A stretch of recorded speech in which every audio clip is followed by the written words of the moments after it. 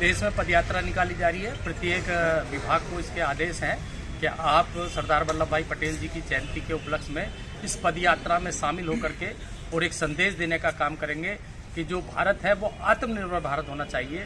और आत्मनिर्भर भारत भी ऐसा होना चाहिए जो जिसके अंदर स्वदेशी की भावना हो, जो अपने देश को आगे बढ़ाना चाहता हो और देश में बनी हुई चीज़ों का ही उपयोग किया जाए। क्योंकि जब तक हम लोगों के अंदर आत्म भारत की जिज्ञासा नहीं होगी, जब तक हम अपने देश में बनी चीज़ों का उपयोग नहीं करेंगे, तब तक भारत आत्मनिर्भर नहीं बन सकता।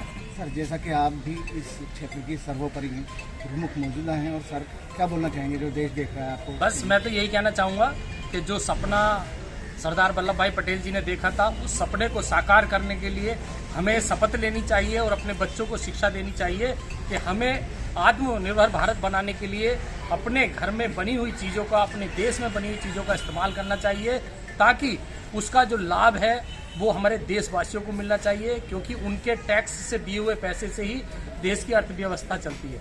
तो इसीलिए हम सब ने ये निर्णय लिया है कि आज से हम लोग जो भी चीज़ का सेवन करेंगे वो अपने भारत में बनी हुई निर्मित चीज़ों का सेवन करेंगे। यही पूरे देश में पदयात्रा निकाली जा रही है। प्रत्येक विभाग को इसके आदेश हैं कि आप सरदार वल्लभ भाई पटेल जी की जयंती के उपलक्ष्य में इस पदयात्रा में शामिल होकर के और एक संदेश देने का काम करेंगे कि जो भारत है वो आत्मनिर्भर भारत होना चाहिए।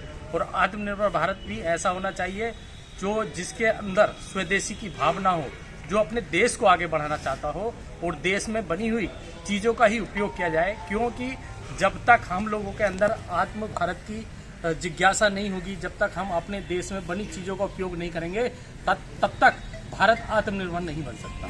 सर, जैसा कि आप भी इस क्षेत्र की सर्वोपरि प्रमुख मौजूदा हैं, और सर क्या बोलना चाहेंगे जो देश देख रहा है आपको? बस मैं तो यही कहना चाहूँगा कि जो सपना सरदार वल्लभ भाई पटेल जी ने देखा था, उस सपने को साकार करने के लिए हमें शपथ लेनी चाहिए और अपने बच्चों को शिक्षा देनी चाहिए कि हमें आत्मनिर्भर भारत बनाने के लिए अपने घर में बनी हुई चीज़ों का, अपने देश में बनी हुई चीज़ों का इस्तेमाल करना चाहिए, ताकि उसका जो लाभ है वो हमारे देशवासियों को मिलना चाहिए। क्योंकि उनके टैक्स से दिए हुए पैसे से ही देश की अर्थव्यवस्था चलती है।